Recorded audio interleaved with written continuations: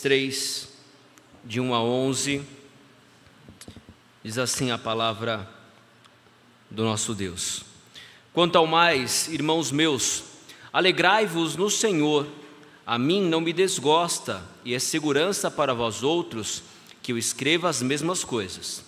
Acautelai-vos dos cães, acautelai-vos dos maus obreiros, acautelai-vos da falsa circuncisão, porque nós é que somos a circuncisão, nós que adoramos a Deus no Espírito e nos gloriamos em Cristo Jesus e não confiamos na carne, bem que eu poderia confiar também na carne. Se qualquer outro pensa que pode confiar na carne, eu ainda mais,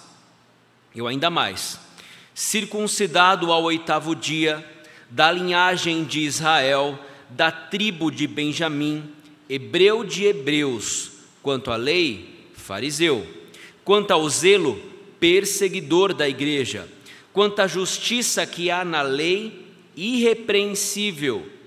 Mas o que para mim era lucro, isto considerei perda por causa de Cristo.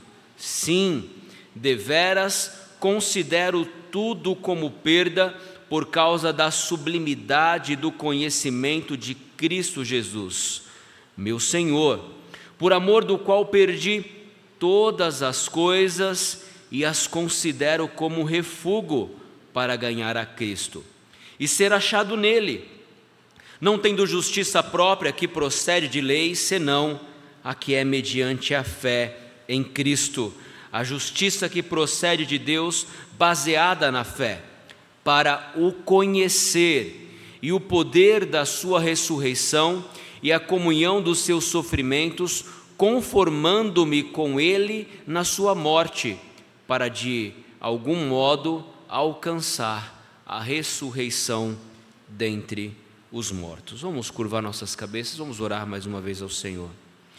Pai Santo, estamos diante de Ti para Te adorar, para bendizer, para prestar este culto de louvor e adoração ao Teu santo e excelso nome. Ó Deus, nós já cantamos louvores, já meditamos na Tua palavra, já confessamos a Ti os nossos pecados e agora, ó Pai, queremos ouvir a Tua voz. Fale conosco, ó Deus, por meio da exposição da Tua palavra, por meio do poder do Teu Santo Espírito, abra os nossos corações e as nossas mentes. Não permita, ó Deus, que nada nos tire a atenção, nos distraia, mas que possamos ficar, ó Deus, sedentos da Tua palavra, sedentos de ouvir, ó Deus, a Tua voz, as Tuas instruções, que a Tua palavra nos molde, nos exorte, nos corrija, nos leva para o centro da Sua vontade, ó Pai. Nós oramos, ó Deus, pedindo a direção, a iluminação e a condução do Teu Santo Espírito e o fazemos em o nome de Jesus, o nosso Salvador. Amém. O mito da caverna, da obra A República, de Platão, é uma alegoria onde Sócrates propõe a Glauco a ideia de uma caverna onde prisioneiros vivessem ali desde a infância com as suas mãos amarradas em uma parede. E eles podiam avistar somente as sombras que eram projetadas na parede à sua frente.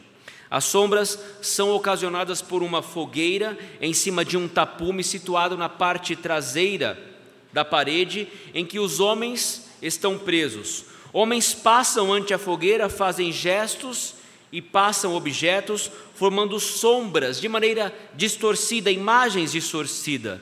E esse é todo o conhecimento que aqueles homens possuem da realidade. Eles ouvem o som, veem as sombras e para eles aquilo é o mundo, aquilo é a realidade que eles conheciam. Repentinamente, um dos prisioneiros foi liberto, começa a andar pela caverna e percebe que havia pessoas e também uma fogueira projetando as sombras, que ele julgava ser toda a realidade do mundo antes conhecido. Ao encontrar a saída da caverna, ele tem um susto.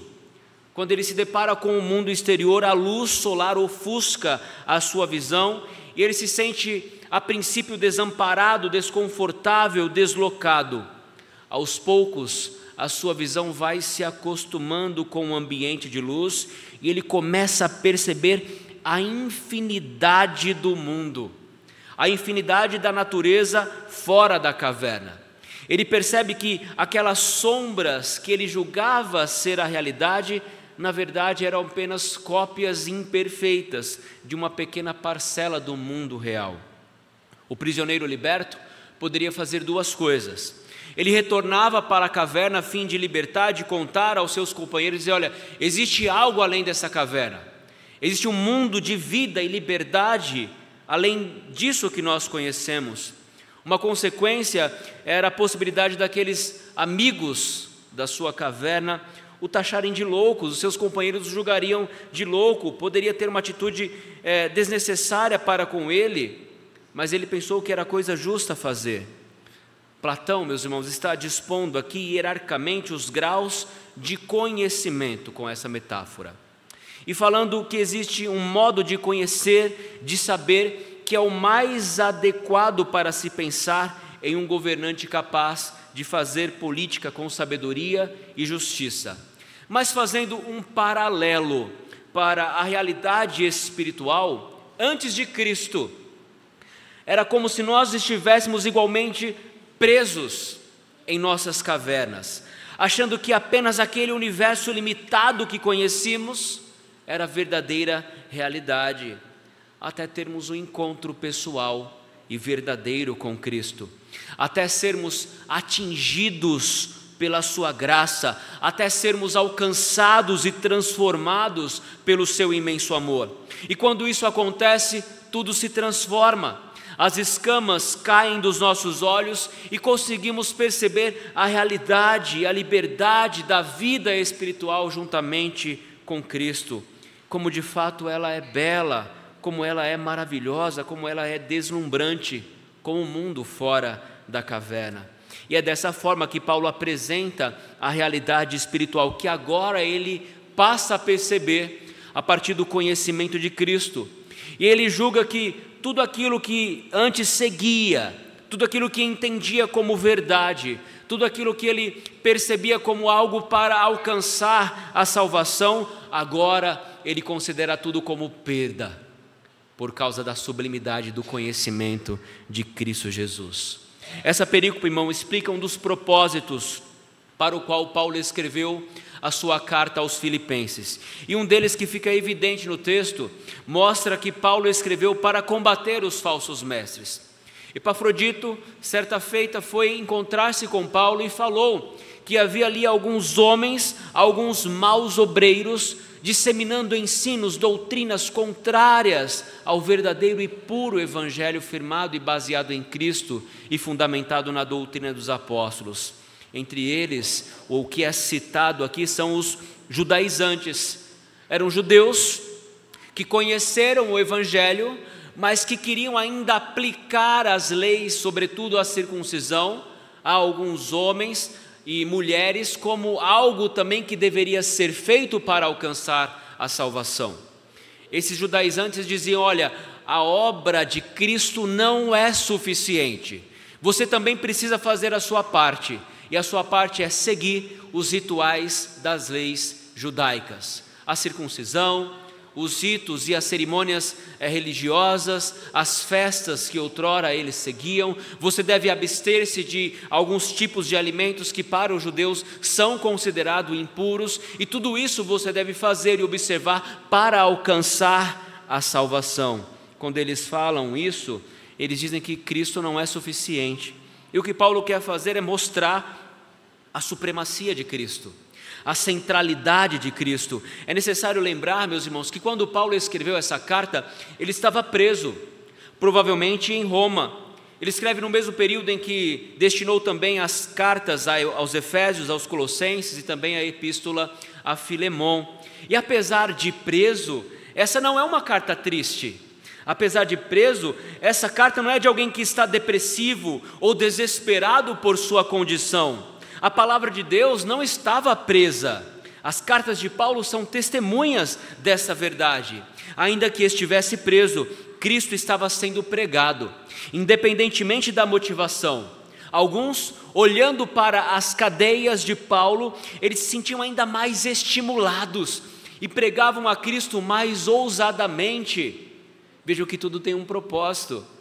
As cadeias de Paulo tinham um propósito, e o povo, ao ver o grande apóstolo Paulo, o pregador entre os gentios presos, eles pregavam mais ousadamente, dizendo: eu também quero ser preso por causa do nome de Cristo. E eles falavam do amor de Cristo com mais ousadia. E essa carta, meus irmãos, também é chamada de carta da alegria, porque ela enaltece a alegria. No capítulo 1, você vai ver Paulo dando graças a Deus. Ele faz isso sempre com alegria em seu coração, diante do amor fraternal que nutria pelos irmãos de Filipos. Aliás, essa é uma das cartas em que o amor fraternal de Paulo pela igreja e da igreja para com o apóstolo Paulo fica mais evidente dentre todas as cartas que ele escreveu. E nós vemos o cuidado da igreja nas contribuições, nos donativos, na preocupação em servir, em usufruir e em doar bens para que Paulo pudesse ser sustentado. E a igreja fazia isso de muito bom grado. Ele se alegra no capítulo 2 e convoca a igreja a se alegrar com ele, ainda que seja oferecido por libação. Diante de uma morte iminente, ele convoca os crentes dizendo: alegrai-vos e congratulai-vos comigo. E ele começa igualmente o capítulo 3 exortando a igreja a se alegrar. A alegria, meus irmãos, é uma dádiva de Deus, é um presente do nosso Pai. A alegria também é uma das características do fruto do Espírito. Mas uma pergunta que precisamos fazer é: qual o motivo da nossa alegria? O nosso irmão Wagner pregou há 2 semanas atrás a respeito da felicidade. E aqui, de maneira muito especial, existe um motivo para Paulo expressar e convocar a igreja a esta alegria, ainda que estivesse preso, ainda que estivesse enclausurado, ainda que estivesse privado da sua liberdade. Ele não era triste, nem deprimido, nem rancoroso, nem amargo. Antes, ele era alegre e chama a igreja a alegrar-se também.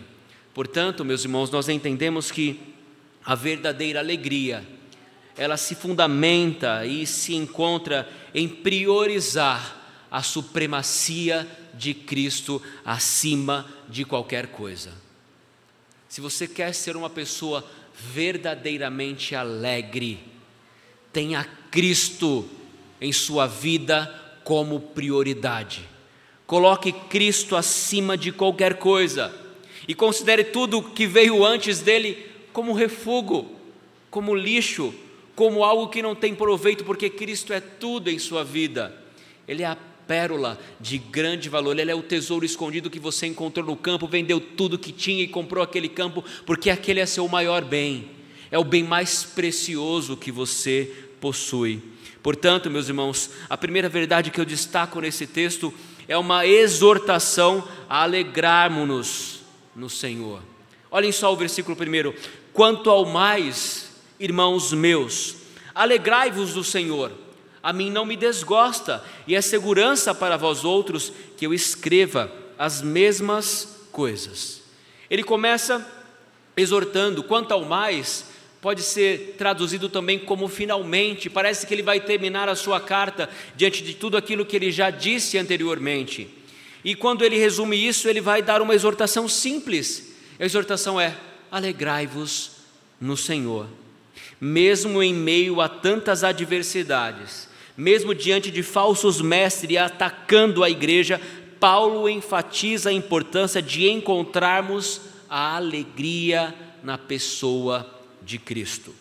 Ele repete este apelo para mostrar que a verdadeira alegria não se encontra nas circunstâncias que nós passamos neste mundo, mas sim em nossa identidade com Cristo. Sim, no fato de sermos servos de Deus, de sermos filhos de Deus, de sermos alcançados pela graça de Cristo. E Paulo não se preocupa em ser repetitivo. Ele diz: olha, não me desgosta, isso não me desagrada, isso não me é um peso. Repetir, mais uma vez, alegrai-vos. Lá no capítulo 4, mais uma vez, alegrai-vos. Então ele não tem problema em repetir isso. Ele repete: olha, a alegria precisa fazer parte da igreja de Cristo. Isso é segurança para vocês. Eu repito essas palavras para que vocês estejam seguros, para que vocês sejam fundamentados na doutrina verdadeira, na alegria que está fundamentada no Evangelho da graça de Cristo, para que vocês não desenvolvam um coração amargurado em meio à perseguição, mas sim alegre diante do Senhor, mesmo em meio às tribulações e às provações. Lembramos de como foi a plantação da igreja de Filipos, como Paulo, juntamente com Silas, foram parar na prisão, porque eles estavam proclamando o Evangelho, porque eles expulsaram um espírito de adivinhação de uma jovem, foram açoitados, foram trancados em cadeias, mas eles estavam tristes, cabisbaixos não, eles estavam louvando ao Senhor. Enquanto louvavam, Deus operou sinais e maravilhas, e as portas, as trancas da cadeia se abriram, e eles foram libertados, e houve salvação naquela cadeia. É isso, meus irmãos, não se trata de circunstâncias que passamos, de momentos difíceis que passamos, mas de uma alegria fundamentada na pessoa e na obra de Cristo. Somos exortados a nos alegrarmos sim, mas não qualquer alegria, não qualquer alegria proveniente de qualquer fonte. Somos orientados e exortados aqui a nos alegrarmos no Senhor, uma alegria verdadeira, uma alegria, meus irmãos, que está fundamentada na pessoa, na vida e na obra de Cristo. É fácil dizer que somos alegres quando tudo nos vai bem, mas se estivéssemos presos, como Paulo estava, se sofrêssemos perseguição por causa da nossa fé, como Paulo enfrentou em Filipos, juntamente com Silas, será que nós poderíamos dizer que seríamos alegres? Alegrar-se independe das lutas que temos enfrentado. Mas como, pastor? Como é possível ser alegre com tantas dificuldades que eu tenho passado? Como é possível desenvolver uma alegria com tantos problemas na minha família? Como é possível desenvolver uma alegria com tantas dificuldades financeiras que eu tenho enfrentado nos últimos anos? O Senhor, pastor, não conhece a minha luta, de fato. Eu não conheço. Mas o seu Criador conhece. E o seu Criador diz para você: alegre-se em mim, alegre-se na minha presença, porque eu conheço o seu sofrimento, eu conheço a sua dor, eu conheço as suas fraquezas, e mesmo diante delas eu o exorto: alegrem-se em mim, tenham em mim a fonte da verdadeira alegria, e não nas circunstâncias e nos problemas que você tem enfrentado. É no Senhor que você deve buscar a sua alegria, é no Senhor que você deve preencher o seu coração de alegria, apesar das lutas, a despeito delas. Talvez você não sinta que seja uma pessoa alegre, talvez as lutas que você tem enfrentado tenham exaurido a alegria da sua vida. Talvez você diga: eu não tenho mais motivação para viver, eu não tenho mais motivação para ter uma vida alegre, parece que a minha vida não tem mais sentido, é só lutas, é só provas, é só problemas. Isso acontece porque você não tem buscado alegria na fonte correta. A sua alegria precisa estar em Deus, portanto se volte para Deus e busque alegrar-se no Senhor e na sua presença. A primeira verdade, meus irmãos, é uma exortação à alegria, independente das circunstâncias que estamos vivendo. Alegre-se no Senhor. A nossa alegria deve estar no Senhor. Agora, a segunda verdade desse texto, meus irmãos, ela vem como uma exortação de cuidado. Cuidado, porque a alegria não está naquilo que você pode conquistar ou fazer. Ele começa com uma exortação em relação aos falsos mestres. Observem o versículo 2: acautelai-vos dos cães, acautelai-vos dos maus obreiros, acautelai-vos da falsa circuncisão. Paulo, meus irmãos, vai advertir a igreja contra os cães, contra os maus obreiros e contra os falsos circuncisos. Esses termos são usados e de forma forte para descrever aqueles que estavam ensinando que a salvação dependiam de outras coisas além de Cristo, como a observância da lei de Moisés, especialmente o rito da circuncisão. E aqui, meus irmãos, ele usa uma palavra pejorativa que os judeus usavam contra os gentios. Muitas vezes os judeus, achando e entendendo que são superiores que os outros, espiritualmente falando, eles chamavam os gentios muitas vezes de cães. Esses cães imundos, é assim que eles se referiam quando queriam xingar ou subjugar alguém. Mas Paulo inverte aqui e chama esses judaizantes de cães. Não são os gentios que são os cães, mas sim vocês que querem distorcer o evangelho de Cristo, que querem colocar que a obra de Cristo não é suficiente para a salvação do seu povo, que querem colocar leis como elementos que vão trazer e promover a salvação pessoal. Não, não pode. E são vocês que são os cães, vocês que estão aí na igreja de Filipos pregando essa doutrina, introduzindo uma doutrina contrária à palavra de Deus. E ele diz: acautelai-vos desses cães, acautelai-vos desses maus obreiros. Eles julgavam que a salvação era por suas obras, mas as suas obras eram más, por isso, maus obreiros. Acautelai-vos da falsa circuncisão. Meus irmãos, há novas formas de farisaísmo dentro da igreja, há novas formas de um pseudo-evangelho sendo introduzidos na igreja. Evangelho que diz: olha, você precisa fazer isso ou fazer aquilo. Tudo bem, você é salvo pela graça, mas você pode também contribuir, você pode doar um valor, você pode fazer algo, você pode fazer um sacrifício, você pode fazer isso ou aquilo, como se a graça de Cristo estivesse dependendo daquilo que você pode fazer ou oferecer. Não está. Isso são uma nova forma de farisaísmo que por vezes está adentrando em nossas igrejas. E quando isso acontecer, nós precisamos ficar alertas.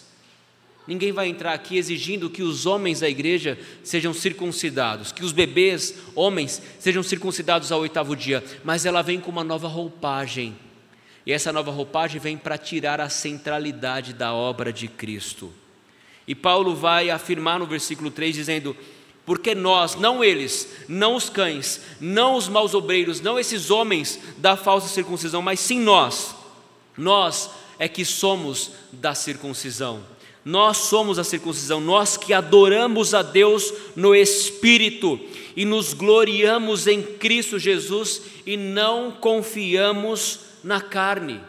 Paulo contrasta esses falsos mestres com os verdadeiros cristãos que adoram a Deus em espírito e em verdade, que se gloriam não naquilo que eles fazem, não em suas obras ou naquilo que as suas mãos podem fazer ou conquistar, mas que se gloriam em Cristo Jesus. Os da verdadeira circuncisão, e no Antigo Testamento Deus já exortava o povo: circuncidai o vosso coração, purificai o vosso coração. Não é simplesmente o rito, pelo rito, mas é um coração devotado a Deus, é um coração entregue a Deus, é um coração sincero diante do Senhor. E esses que têm assim um coração são aqueles que adoram a Deus em espírito. E eu digo mais: aqueles que adoram o Espírito adoram também em verdade. Aqueles que se gloriam não em suas obras, mas na glória de Cristo, que não confiam na carne. E quando ele diz confiar na carne em si, ele diz que é confiar naquilo que nós podemos fazer. Devemos ter cuidado, meus irmãos, com qualquer ensino que nos desvie do evangelho da graça. Qualquer doutrina que acrescente algo à obra de Cristo que já é perfeita é uma falsa doutrina. A nossa confiança está única e exclusivamente em Cristo, e não nos feitos ou méritos que podemos realizar. E se há alguém que pode confiar na carne, esse alguém é Paulo. Se a obra da salvação dependesse daquilo que você pode fazer, Paulo já teria um lugar muito especial no céu. Ele vai mostrar isso aqui nos versículos 4 a 6, bem que eu também poderia confiar na carne. Se qualquer outro pensa que pode confiar na carne, eu ainda mais. Por quê? Ele vai dar inúmeras razões para isso. Circuncidado ao 8º dia, conforme a instrução que Deus entregou a Abraão. Da linhagem de Israel, da tribo de Benjamim, hebreu de hebreus, quanto à lei, fariseu, quanto ao zelo, perseguidor da igreja, quanto à justiça que há na lei, irrepreensível. Então, se alguém pode confiar em sua própria carne, em seu próprio braço, em suas próprias obras, esse alguém é Paulo. Olha as conquistas, olha as credenciais de Paulo que ele apresenta antes de conhecer a Cristo.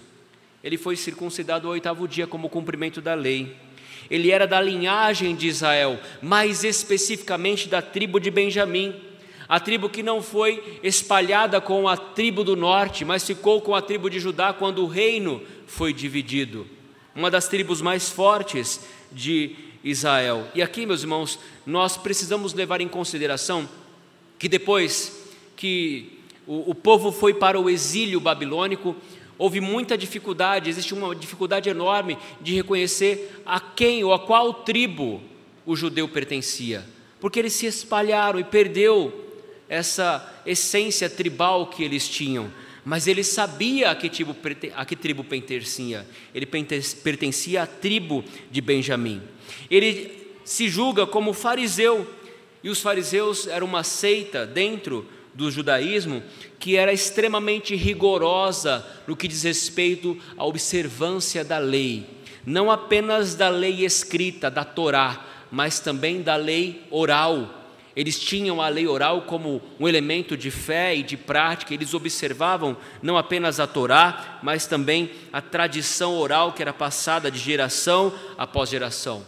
Então, se há alguém que pode dizer que conhecia a lei, esse alguém era Paulo. Ele era fariseu no que diz respeito ao rigor do conhecimento da lei. No que diz respeito ao zelo, ele era perseguidor da igreja. Nós vimos quando ele consentiu com a morte de Estevão, nós vimos como ele perseguiu a igreja, pegando autorização para prender aqueles que eram do caminho, até que ele tenha um encontro pessoal com Cristo, até que ele tenha um encontro verdadeiro com Cristo. No que diz respeito à lei, à observância, ao rigor pessoal de seguir a lei, ele se coloca como irrepreensível, aquele que não necessita de repreensão. Quantas vezes, meus irmãos, nós deixamos de confiar em Cristo para confiar em nossas próprias realizações? Quantas vezes enchemos o nosso coração de orgulho por aquilo que nós conquistamos? Quantas vezes achamos que somos melhores que os outros por causa de um diploma, por causa de um cargo superior numa empresa, achando que isso nos torna mais amados de Deus? Tudo isso é bobagem.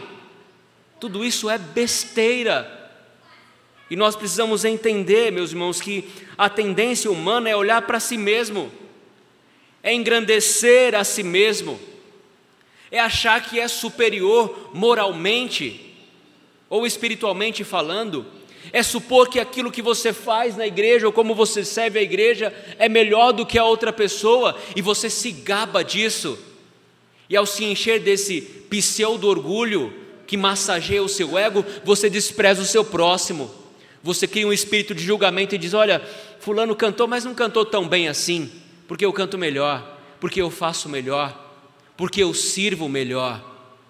Neofarisaísmo, orgulho que massageia o nosso ego, e tudo isso deve ser abdicado, deixado de lado, porque salvação, irmãos, é graça. Salvação é graça, e a nossa tendência humana é olhar para nós mesmos e nos engrandecer, e achar que somos melhores por aquilo que conquistamos em nossa vida. Paulo nos ensina que, por mais impressionante que fosse a sua vida antes de Cristo, isso não significava nada em termos de salvação. E aqui eu entro na terceira verdade que eu destaco desse texto: Cristo acima de tudo. A verdadeira alegria está na sublimidade do conhecimento de Cristo. Olhem só o verso 7. Depois que ele mostra todas essas credenciais como um judeu, ele diz: mas o que para mim era lucro, era vantagem, era algo para eu me gloriar, isto considerei perda por causa de Cristo. Paulo faz aqui uma grande troca de valores. Aquilo que antes considerava como lucro, como algo de grande valor, de grande proveito, as suas credenciais religiosas, a sua herança como judeu e as obras que ele mesmo conquistou em sua vida, ele agora vê tudo isso como perda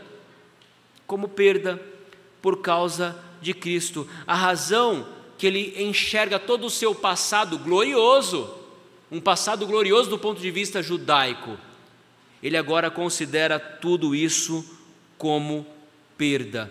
E a razão é a supremacia de Cristo.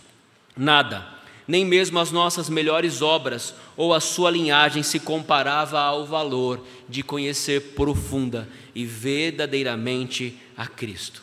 E ele continua: sim, deveras considero tudo como perda, por causa da sublimidade do conhecimento de Cristo Jesus, meu Senhor, por amor do qual perdi todas as coisas e as considero como refúgio para ganhar a Cristo. Paulo vai além do seu passado em estabelecer apenas como algo que deve ser deixado de lado, deve ser perdido, mas ele coloca todas essas conquistas humanas, essas conquistas herdadas do ponto de vista do judaísmo, como refúgio. E refúgio aqui, meus irmãos, é excremento, esterco, fezes, algo desprezível que você joga no lixo. Então ele pega todo o seu passado glorioso do ponto de vista do judaísmo e considera tudo como refúgio, como excremento, como algo que deve ser abandonado. E por quê? Por causa da excelência do conhecimento de Cristo. Então, se há algo que nós devemos nos gloriar, glorie-se em conhecer a Cristo, glorie-se em avançar em conhecer a Cristo, glorie-se, busque conhecer cada vez mais a Cristo. Quando estamos apaixonados por alguém, você quer passar mais tempo com essa pessoa, você quer conviver mais tempo com ela, você quer ouvir a sua voz, você quer conviver com ela. E Cristo é uma pessoa, e você precisa conhecer a Cristo, precisa passar tempo com Cristo, precisa buscar desenvolver uma comunhão com Cristo, precisa considerar tudo que veio antes dele como refúgio, por causa da sublimidade do conhecimento de Cristo Jesus. E aqui, meus irmãos, nós precisamos nos questionar: o que temos valorizado mais em nossas vidas do que a Cristo? O que temos priorizado em nossas vidas que tem ocupado o lugar de Deus? O que pode estar competindo com Ele em seu coração? O que está competindo com Deus em seu coração? Avalie, analise, talvez o pecado específico, talvez uma preocupação, talvez algo que tem tirado o seu sono, que tem distraído você para enxergar que Deus é soberano. Não permita que essas coisas ocupem o lugar de Deus em suas vidas. Antes, considerem tudo como um refúgio por causa da sublimidade do conhecimento de Cristo. A verdadeira riqueza que nós possuímos neste mundo está em conhecer a Cristo pessoalmente, em ser transformado por Ele. Muitas vezes colocamos nossa confiança em nossas conquistas, em nossa posição social, em nossa aparência ou em nossa própria moralidade que julgamos ser boa, mas tudo isso é nada quando comparado ao privilégio de ser encontrado por Cristo.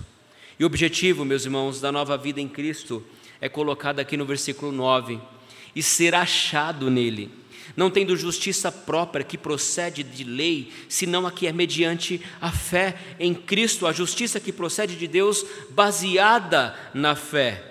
Ele vai expressar aqui uma doutrina que é muito comum e própria dos escritos paulinos: a justificação pela fé. A salvação, ela é gratuita, ela é pela graça, mediante a fé em Cristo Jesus. A justificação pela fé, ela foi redescoberta pela igreja no contexto da Reforma Protestante, quando alguns estavam vendendo favores divinos, ou perdão de pecados, ou cargos eclesiásticos, dizendo que eles poderiam, se pagassem, obter um favor maior de Deus. E aí então Lutero se levanta dizendo: olha, não, salvação é gratuita, a justificação é pela fé. Lutero entendeu isso a duras penas, porque ele buscava, como um judeu, alcançar a sua própria justificação, até que ele compreendeu que a justiça não procede dele, das suas obras, mas sim da fé em Cristo Jesus. O que você precisa entender, meus irmãos, é que Deus é um Deus perdoador, é um Deus que perdoa os nossos pecados, e ao perdoar, Ele atribui a nós a justiça de Cristo, quando você crê verdadeiramente em Cristo como seu Salvador. Às vezes os pecados que cometemos, eles vêm em nossas mentes e começam a nos martirizar, começam a nos diminuir, começam a oprimir, e aquilo se torna um peso. Mas não há pecado tão grande que o sangue de Cristo não possa cobrir. Não há pecado tão grande que a graça do Evangelho em Cristo Jesus não possa aplacar. Não há pecado tão grande que não foi satisfeito na obra expiatória e vicária de Cristo Jesus. Por isso, quando cremos em Cristo como nosso Salvador, Ele atribui a nós a sua justiça. E o propósito de Paulo fica claro aqui: para o conhecer, para conhecer o poder da sua ressurreição, na comunhão dos seus sofrimentos, conformando-me com Ele na sua morte, dizendo: sim, Ele morreu por mim, eu me conformo com Ele na sua morte, eu entendo os seus sofrimentos, e eu faço isso para, de algum modo, alcançar a ressurreição dentre os mortos. Esse deve ser o objetivo da sua vida. Quando você partir deste mundo, quando a sua vida deste mundo for ceifada, você vai para o céu, você já vai desfrutar da presença de Deus, mas este é apenas um estado intermediário.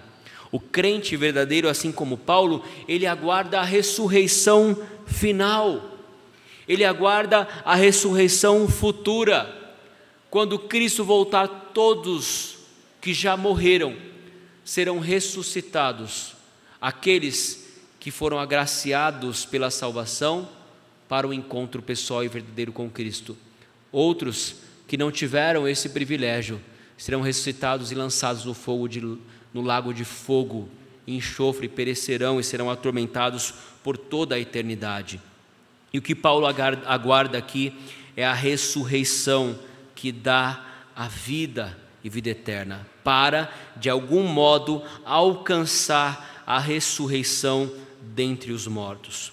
O objetivo, meus irmãos, da vida cristã não é conquistar status, não é fazer boas obras para ser aceito dentro de uma comunidade, não é se conformar a este mundo para ser aceito em uma sociedade corrompida e perversa, mas o objetivo da vida cristã, e tome isso como seu objetivo também, está em conhecer a Cristo cada vez mais, está em buscar conhecer a Cristo mais e mais, estar em viver a partir do poder da sua ressurreição. Ele ressuscitou e está vivo, e a sua ressurreição é a garantia de que nós também um dia, ainda que mortos, seremos chamados à vida novamente, para viver com Ele por toda a eternidade. Portanto, faça do objetivo último da sua vida conhecer mais e mais profundamente a Cristo e refletir a sua glória. Minha família e eu, nesses últimos dias de férias, ficamos hospedados em um quartinho simples, no Petar, na Serra do Petar, o Parque Estadual Turístico Alto Ribeira, em Poranga, próximo de Apiaí. E lá tivemos a oportunidade de fazer alguns passeios em algumas cavernas, das centenas que existem ali na região, e foi uma experiência fantástica. E lá o guia, no meio da caverna, pediu para que nós apagássemos as nossas lanternas e ouvíssemos o som da caverna. A água passava, o rio passava dentro da caverna, e foi uma experiência fantástica. Eu me senti no Egito, na nona praga, trevas que se podem apalpar, porque você não consegue enxergar um palmo à sua frente, de tão escuro que é lá dentro. E por ser tão escuro, não há vida, não crescem plantas, as flores não crescem dentro das cavernas. Alguns poucos animais conseguem se adaptar ao ambiente da caverna, como morcegos e alguns aracnídeos. E de fato foi uma experiência encantadora, mas não há nada melhor, depois de algum tempo, algumas horas dentro de uma caverna, e a caverna geralmente ela é fria, tem uma temperatura estável, pode estar 40 graus, a caverna tem uma temperatura estável, ela é sempre fria. Não há nada melhor, depois de algum tempo na escuridão, você poder enxergar a luz do fim do túnel, enxergar o feixe de luz que indica a saída, é algo extraordinário. E quando você sai da caverna, depois de viver aquela experiência, você vê como foi bom sair da caverna, porque é lá fora que o mundo brilha, é lá fora que as plantas, as flores, os frutos crescem e mostram todo o seu brilho e luminosidade. É lá fora da caverna que existe uma explosão de biodiversidade da Mata Atlântica, onde a fauna, a flora se mostram exuberantes, peixes nadam abundante nos rios, pássaros de inúmeras espécies cantam nas árvores ou nas encostas das montanhas, cachoeiras exuberantes de beleza indescritível despencam com o seu poder e força, formando piscinas naturais, um espetáculo extraordinário. E às vezes, irmãos, como Paulo, ficamos presos dentro das cavernas que criamos, que julgamos ser a única realidade existente, quando há um mundo de beleza lá fora, quando passamos a aceitar Cristo como Senhor em nossas vidas, quando cremos verdadeiramente que Ele é o nosso Rei, e quando decidimos buscar contentamento e alegria no Senhor, não nas circunstâncias, mas no Senhor. Paulo considerou tudo como perda por causa do conhecimento de Cristo. Paulo nos desafia a abandonar qualquer confiança em nossa carne e focar exclusivamente em Cristo. Ele é o maior valor, o maior tesouro, o único meio de salvação. E se o cristão tiver Cristo, ele tem tudo. Se você tem Cristo, você não precisa de mais nada. Se você tem Cristo, você tem tudo o que você precisa, porque Cristo é tudo em todos. Onde você está colocando a prioridade da sua vida? Cristo ocupa o centro da sua vida? Se não, saia das trevas dessa caverna que você se encontra e corra para os braços de Cristo, porque ali há vida, a beleza, a abundância. Hoje é o momento, meus irmãos, de refletirmos sobre nossas prioridades. O que temos considerado como lucro em nossas vidas? A verdadeira alegria e valor estão em Cristo e no conhecimento dEle e da sua obra. Estamos vivendo essa realidade? Senão que Deus nos ajude a encontrar beleza somente em Cristo, o nosso Senhor. Amém. Ele aplique a sua palavra em nosso